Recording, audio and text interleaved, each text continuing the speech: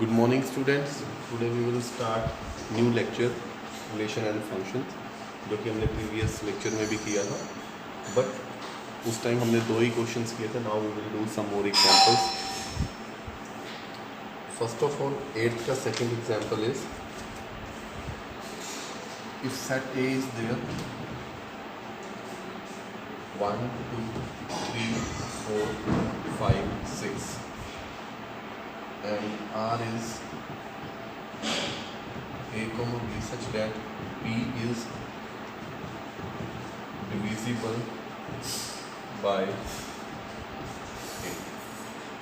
B is divisible by A. Now students, here is the, if we will do the Cartesian product 1 2 3 4 5 6 1 2 3 4 5 6, then Cartesian product is, we all know, 1 1 1 2 1 3 1 4 1 5 6 1 6 2 6 3 6 4 6 5 6 6, right? These are all Cartesian product.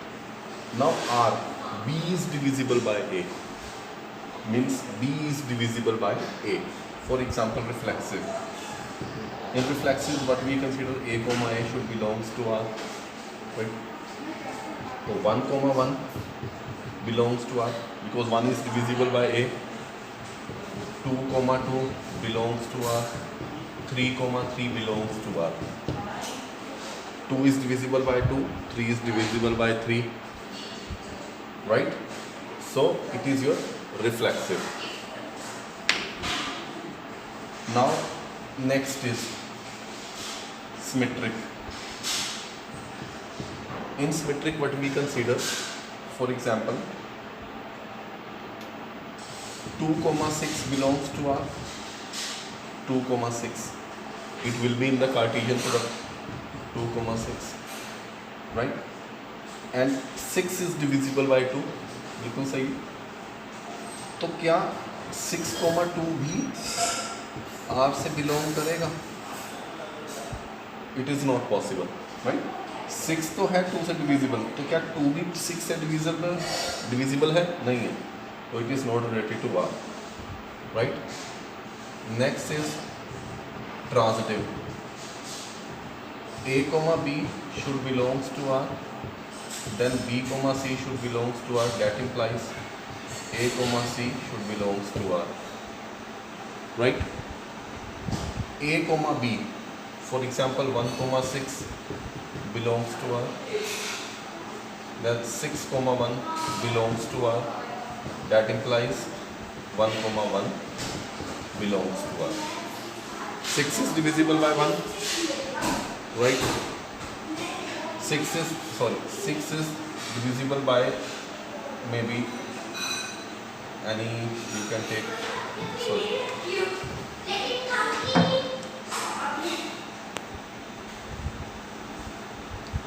for example, 1 comma 3 belongs to R, right? 3 comma 6 belongs to R, then 1 comma 6 belongs to R. 3 is divisible by 1, 6 is divisible by 3, then 6 is divisible by 1, right? B is divisible by A, right? Hence it is transitive and reflexive, not symmetric.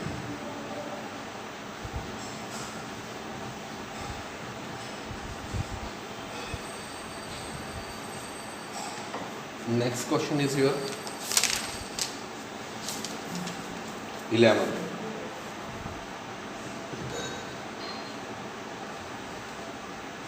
Now in 11, R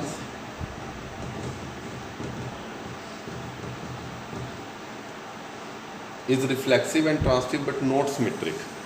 A is less than equal to B is reflexive, transitive, not symmetric, right? R, real numbers. Real numbers कुछ भी हो सकते हैं, right? 1/2, 2, -2, 4 and real number. तो reflexive तो है, तो reflexive की रिक्वायर्ड कंडीशन क्या है? Let A comma A belongs to R. अब ये देखते हैं, कोई भी एक नंबर ले लेते हैं, for example 2, for example 2 is less than equal to 2 है ना, 2 इक्वल टू 2 है। 3 इसको, इस रिलेशन को सेटिस्फाई होना चाहिए। 3 is less than equal to 3, 3 equal to 3 होता है, कोई इन दोनों में से कोई भी एक सेटिस्फाई हो सकता है। 4 is less than equal to 4 because A is A comma A belongs to R, right. तो hence it is your reflexive. But symmetric देखते हैं, let say let A comma B belongs to R, तो B comma A should belongs to R. ये तो possible ही नहीं है। For example ए को हमने 2 लिया और बी को हमने 3 लिया, 2 इज लेस देन 3 होता, तो क्या 3 भी लेस देन 2 है? पॉसिबल ही नहीं है। 2 और 3 ले लिया, 2 इज लेस देन 3, 2 कोमा 3, तो क्या 3 भी 2 से छोटा है? पॉसिबल ही नहीं है। Hence not symmetric. Well, for transitive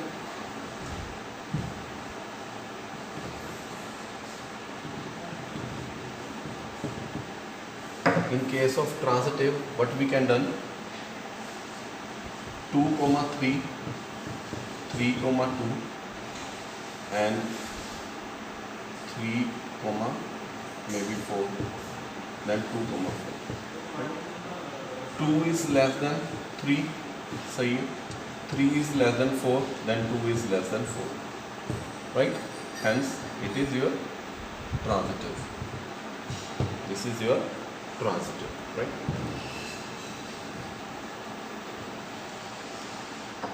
Now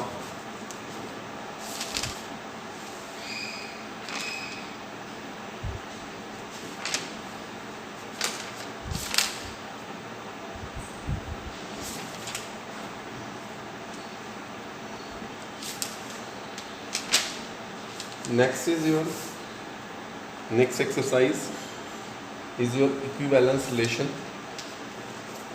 For example, we will do example number 4.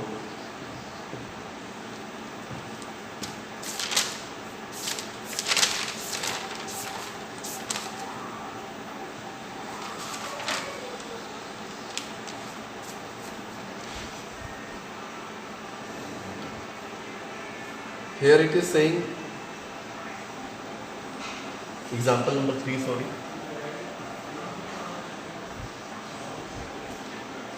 Show that the relation on set A, ये आपको कोई सेट दे रखा है 0 से लेकर 12 तक, राइट, एंड R जो है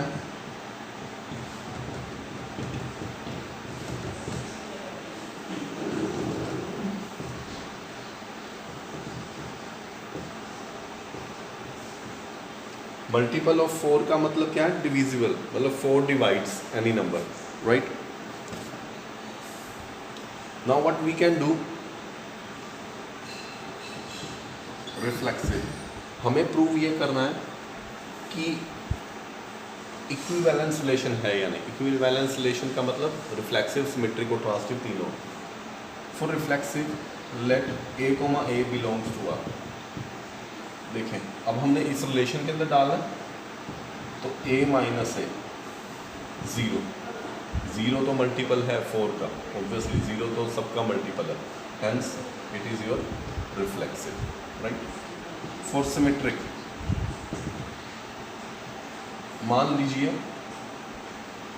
कोई भी एक नंबर ले लीजिए, 2 minus 2 0, it is multiple of 4, और 6 minus 2 it is your multiple of 4, 2 minus 6 is also multiple of 4, तो hence a comma b belongs to r and b comma a also belongs to r, क्योंकि mod है ना, minus का तो कोई मतलब ही नहीं है, तो 6 माइनस 2 हो गया तो 2 माइनस 6 भी हो सकता है, it's a multiple of 4, right.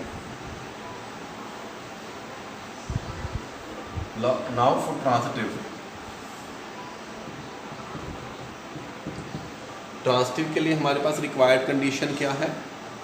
a comma let A comma B belongs to R and B comma C belongs to R, that implies A comma C should belongs to R, right? ये हमारी transitive condition है। Now अब हम क्या कर सकते हैं, let A minus b is equal to 4m, multiple है 4 का, तो A minus b is equal to plus minus 4m हुआ, मोड हटाया तो प्लस माइनस आ गया। इसी तरह B माइनस सी मल्टीपल है 4 का, ये दोनों कंडीशन सेटिस्फाई होगी तभी हम तीसरी को देखेंगे। तो B minus c is equal to plus minus 4n हुआ। Now this is equation number 1, this is equation number 2। तो A minus b plus B minus c is equal to 4 times plus minus m plus n, right? तो ये cancel out है, तो A minus c, right, A minus c is equal to plus minus 4m plus n, hence it is a multiple of 4। क्योंकि हमने क्या करा, A minus B के अंदर ही डाला मल्टीपल ऑफ 4m है, तो A minus b plus minus 4m हुआ, B माइनस सी 4n हुआ। अब तो B माइनस सी मोड हटा दिया तो प्लस माइनस, इन दोनों इक्वेशन को ऐड कर दिया, we will get A minus c which is your multiple of 4, hence it is your transitive, hence it is your equivalence relation. तो इसके अंदर एक चीज़ और बोलता है वो,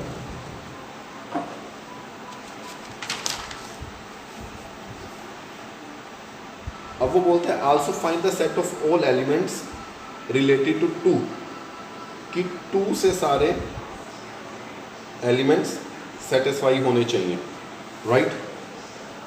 2 से होने चाहिए। तो हमारे पास क्या है, A minus 2 is a multiple of 4। A minus 2 हमारे पास मल्टीपल किसका है, 4 का। अब हम कोई भी एलिमेंट यहाँ पर डाल दें तो कौन कौन से मल्टीपल ऑफ 4 होंगे? It is your first element is 2 minus 2, क्योंकि हमारे पास mod of A minus B था, तो 2 minus 2 0 is a multiple of 4, right? और इसके बाद हम कह सकते हैं 6 minus 2 4, it is a multiple of 4, 12 तक लेना आई थिंक, या 12 तक। तो A माइनस 2 और हमारे पास क्या है 8, 10 माइनस 2 8, तो these are the elements related to 2 हो जाएगा, right?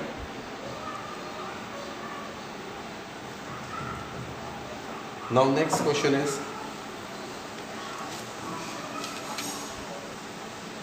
show that the relation in the set A is equal to 1 2 3 4 5 given by R is equal to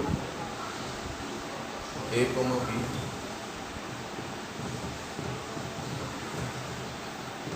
A minus B is even।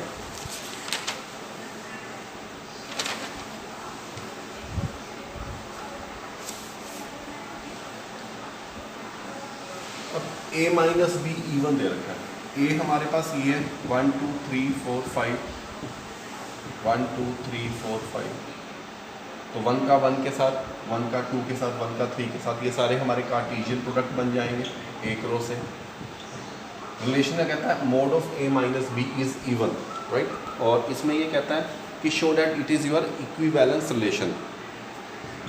तो R जो है वो क्या बनेगा, 1 comma 1 2 comma 2 3 comma 3 4 comma 4, right? 1 minus 4 तो 1 coma 4, ये सब क्या है, इवन आने चाहिए, राइट? और 1 कोमा 3 सॉरी, इस तरह से। So many relations will be there, मैं पूरे तो नहीं लिख सकता but we will check it out, ठीक है? अब देखें 1 माइनस 1 अगर हम डालें तो क्या इवन है, 0 आएगा। 0 ना तो इवन है ना ही ओड है, तो उसको हम हमेशा पॉजिटिव ही लेके चलते हैं। तो 1 comma 1 2 comma 2 3 comma 3 4 comma 4 5 comma 5, ये तो सब इसमें आ ही रहे हैं रिफ्लेक्सिव में। तो हेंस इट इज़ योर जिस तरह 1 comma 1 and 2 comma 2 belongs to R, तो hence it is your reflexive in nature, right? अब सिमेट्रिक का देखते हैं। अब देखते हैं फॉर एग्जांपल हमने यहाँ पर सिमेट्रिक में डाला इवन नंबर के लिए 1,3, राइट, हमने डाला क्योंकि 1 का 3 के साथ भी कॉम्बिनेशन है, तो 1 - 3, तो ये क्या है, इवन है। तो 3 - 1 भी क्या इवन है, बिल्कुल इवन है। 1 - 5 इवन है क्योंकि मोड लगा हुआ है तो नेगेटिव का तो कोई प्रॉब्लम ही नहीं है, तो 5 - 1 भी क्या है, इवन है। Hence a, b belongs to R और b, a belongs to R, hence it is your even number. अब सिमिलरली अब कोई भी एलिमेंट ले लीजिए, 1,3 ले लीजिए और 3,5 ले लीजिए, तो 1,5 ये हमने ट्रांजिटिव की कंडीशन है, तो 1,3 हमारे पास क्या है, इवन नंबर, तो 3,5 क्या है, इवन नंबर, तो 1,5 क्या है, even, hence it is your even, तो ट्रांजिटिव भी हो जाएगा, right. a, b belongs to R, b, c also belongs to R, that implies a, c belongs to R, right। इसमें नेक्स्ट पार्ट भी बोलते हैं, right.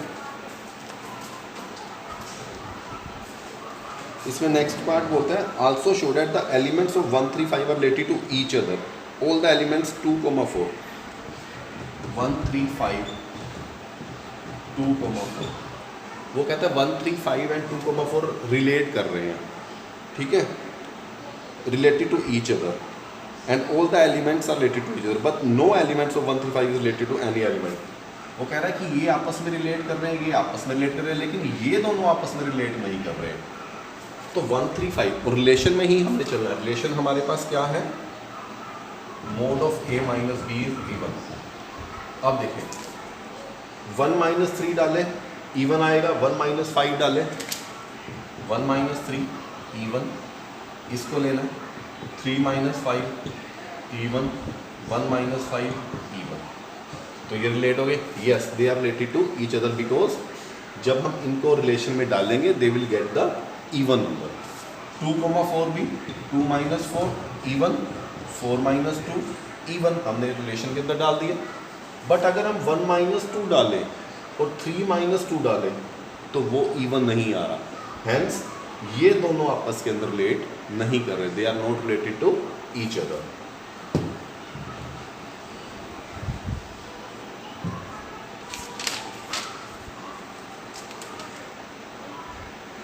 Next is example number 6, second exercise का। Show that the relation defined in the set A of all triangles as R is equal to T1, T2, T1 is similar to T2, right.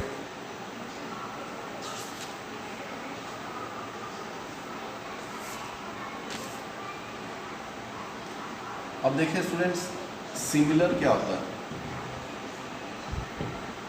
Similar होता है कि जब shape same हो size same ना हो।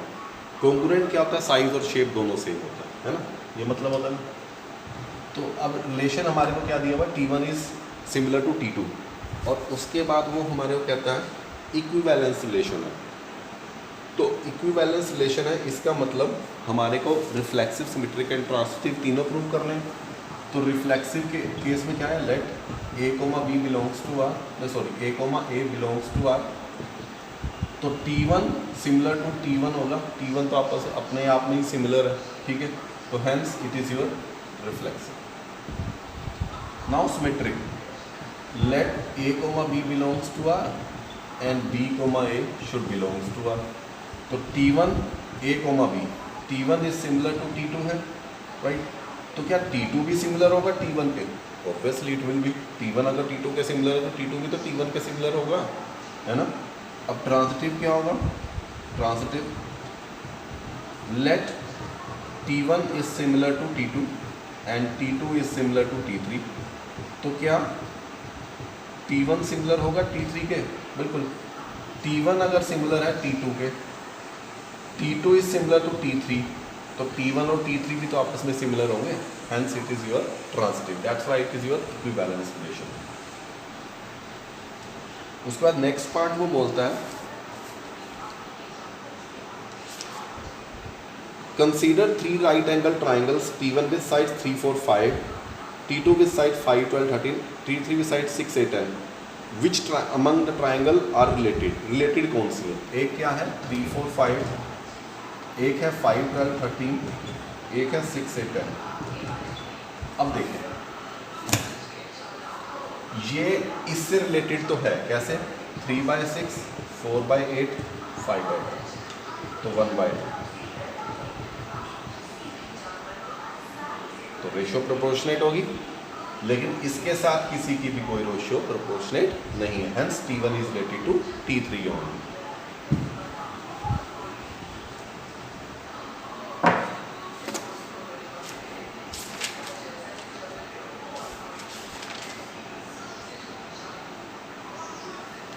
Now next question भी same है कि पॉलीगन्स वाला भी. अब एक क्वेश्चन देखते हैं 8.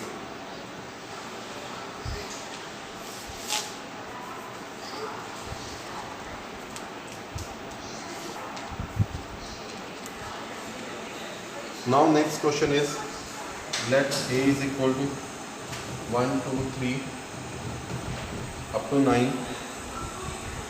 R be the relation in A cross A, and A comma B is related to C comma D. If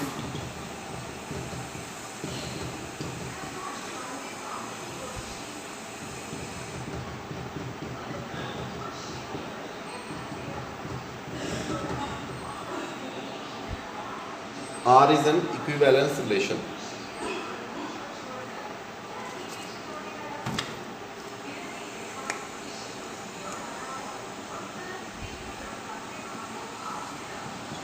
Now reflexive क्या होगा? Let A, B belongs to R. देखिए स्टूडेंट्स, ये थोड़ा सा हट के क्वेश्चन है और इम्पोर्टेंट क्वेश्चन है, पेपर में आपके आ सकता है एग्जाम में. अब देखिए जरा ध्यान से. फर्स्ट ऑफ ऑल मैं आपको 1-2 स्टेप्स लिख के दिखाता हूँ, फिर मैं आपको बताता हूँ.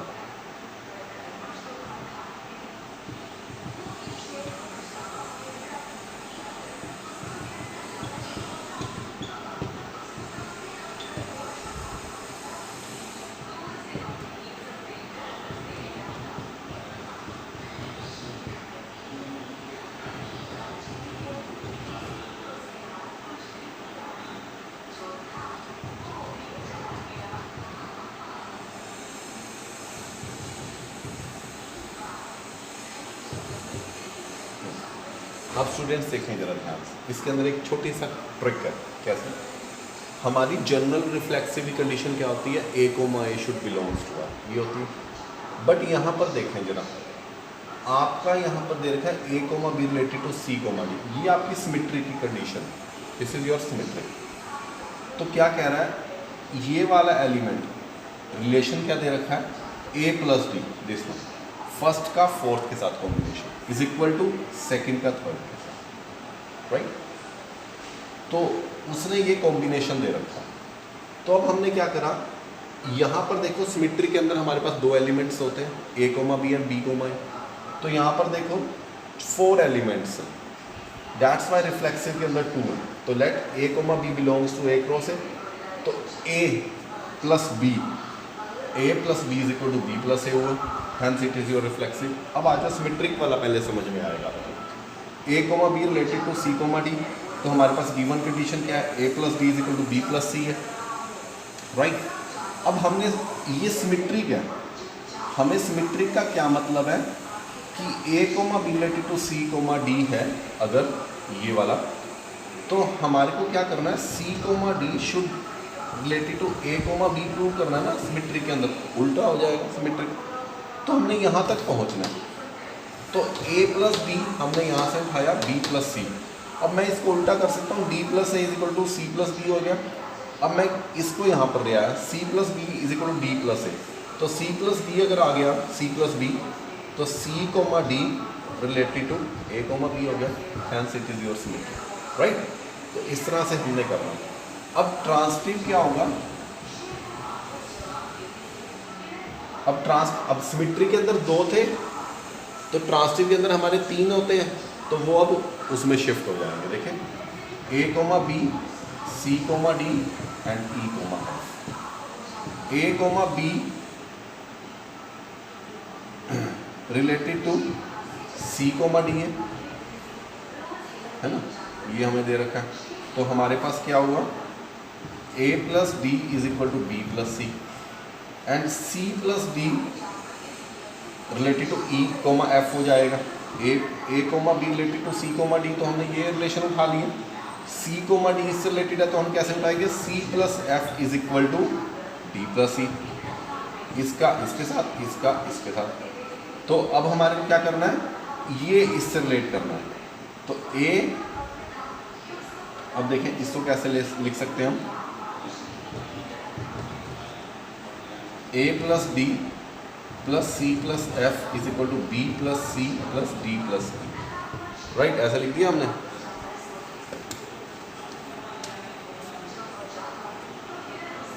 तो अब C से C कैंसिल हुआ और D से D कैंसिल हुआ, तो A plus F is equal to B plus सी।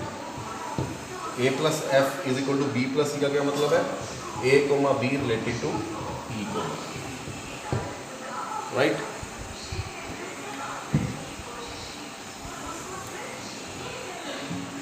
अब वो कहता है इक्विवेलेंस क्लास बताइए 2,5, ये बहुत इंपॉर्टेंट है 2,5 की इक्विवेलेंस क्लास। अब हम क्या करेंगे, सबसे पहले हमने एक्स वाई दो एलिमेंट माने, right.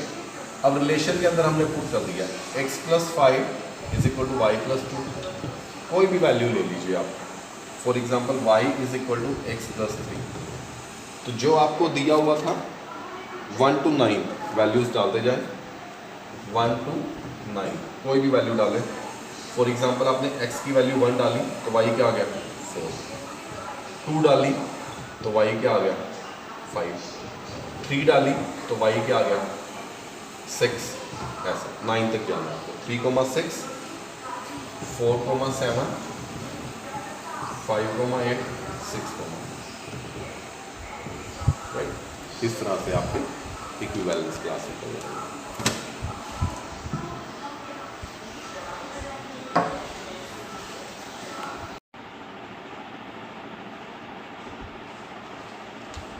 Now the next topic is functions.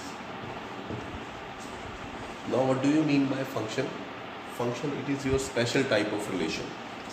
First, special type of relation. Next, every relation is not a function. Every relation not a function. That means अगर हर रिलेशन फंक्शन नहीं है तो फिर relation function कब होगा, जब pre image repeat ना हो। प्री इमेज का मतलब डोमेन रिपीट ना हो। रेंज रिपीट हो सकती है बट डोमेन रिपीट नहीं होनी चाहिए। प्री इमेज को हम डोमेन बोलते हैं, वो रिपीट नहीं होनी चाहिए।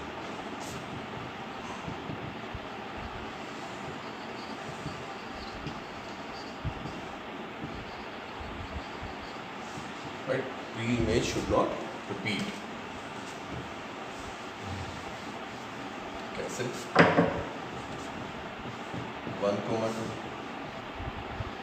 and 2,4, 3,7,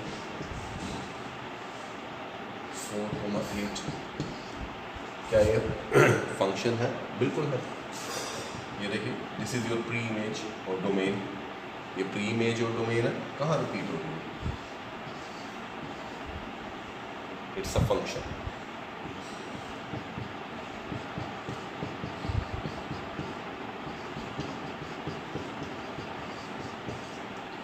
यहाँ पर रिपीट हो रही है, it's that is not a function. ये फंक्शन नहीं है। और अगर हम कहें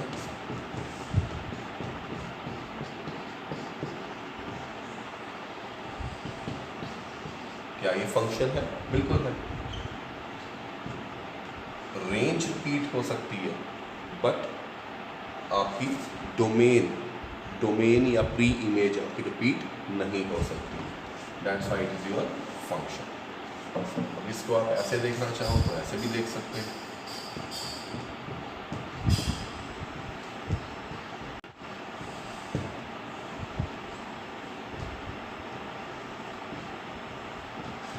यहाँ पर एक एलिमेंट ब्लैंक रह गया, तब भी स्टिल इट्स अ फंक्शन। इसकी यूनिक इमेज होनी चाहिए। ये हमारा डोमेन है, राइट? ये हमारी प्री इमेज है, right? Pre image, right? Now there are different types of function. First is your one function, जिसको हम इंजेक्टिव भी बोलते हैं। एक ही एक के साथ, जैसे 1 2 3 4 A B C D, right?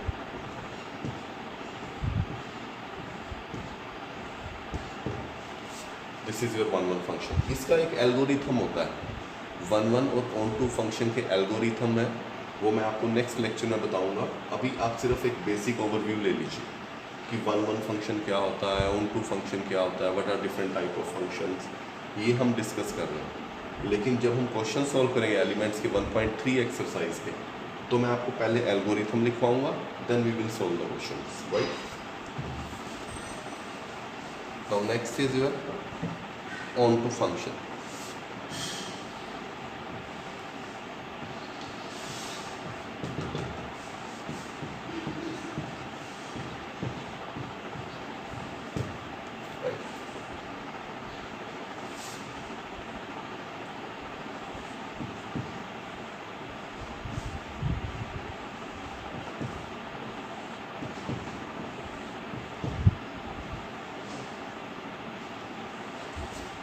Now this is your onto function. Even 1 की इमेज ए है और 2 की इमेज भी ए है, right?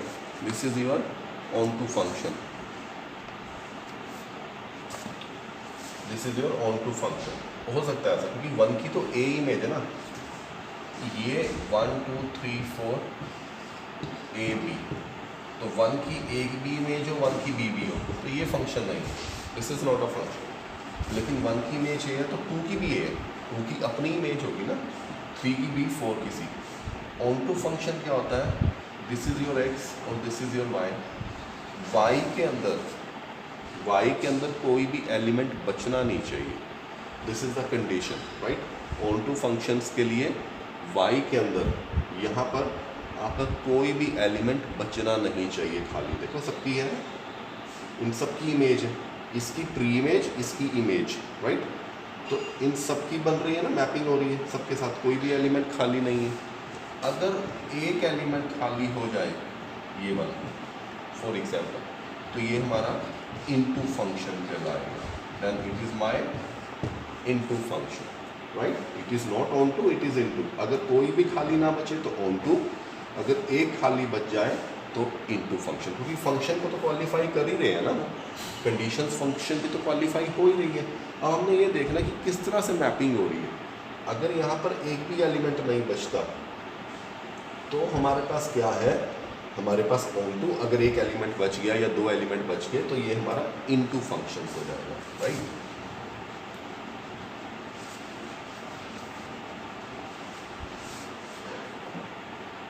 Now next is 1 1 on to.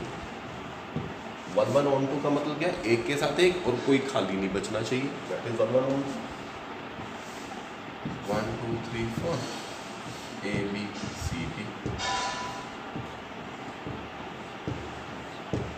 That is your 1 1 on to, right? This is your 1 1 on टू। या फिर आप इसको भी कर सकते हैं, एक एलिमेंट कम कर दिया, इसकी भी आ गया, then it is also 1 1 on to, right? Onto functions को हम सर्जेक्टिव भी बोलते हैं, सर्जेक्टिव। 1 1 फंक्शंस को हम इंजेक्टिव बोलते हैं, ऑन टू फंक्शन को हम सर्जेक्टिव बोलते हैं, राइट? और 1 1 ऑन टू को हम bijective rule. This is my bijective, right?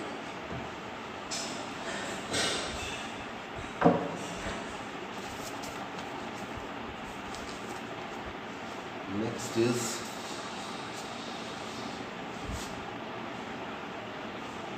many one.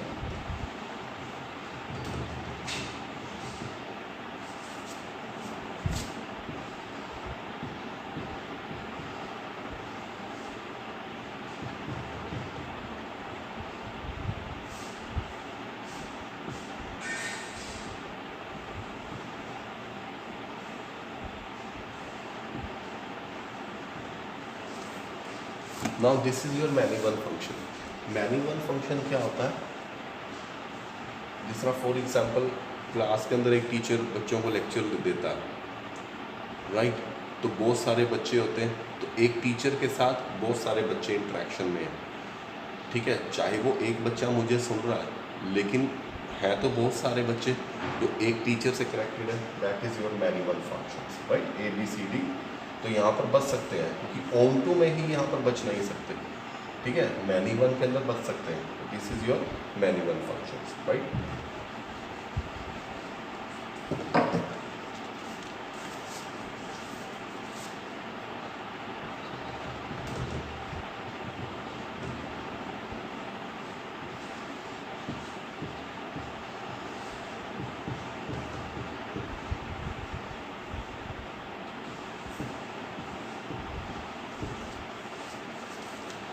This is your 1 1 into, एक एलिमेंट बच गया, that's why it is your 1 1 into functions, right? Onto में कोई भी एलिमेंट नहीं बचेगा, तो it is your 1 1 into functions. See students, आपको सिर्फ 1 1 और ऑन टू इसका एल्गो याद रखना है, जो मैं आपको नेक्स्ट लेक्चर में करवाऊंगा. अब पैटर्न चेंज हो गया, इससे रिलेटेड क्वेश्चन तो कभी आते नहीं, लेकिन एल्गोरिथम बेस पे क्वेश्चन हमेशा आता है. अब हो सकता है इस बार CBSE 1 या 2 मार्क्स में पूछ ले कि what do you mean by many one functions. You have to take the example और उनको आपको बताना पड़ेगा कि मैनी वन फंक्शंस क्या होते हैं, right?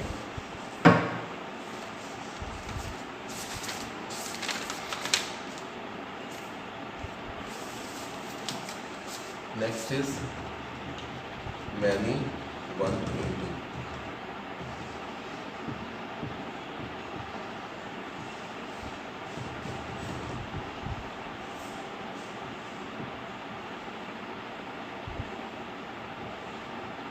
This is your many one into.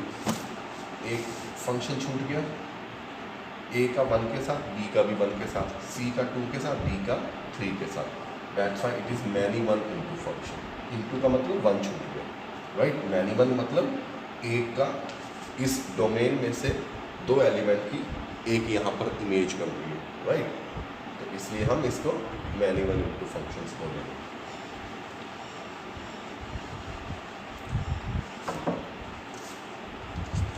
Then last is many one onto function.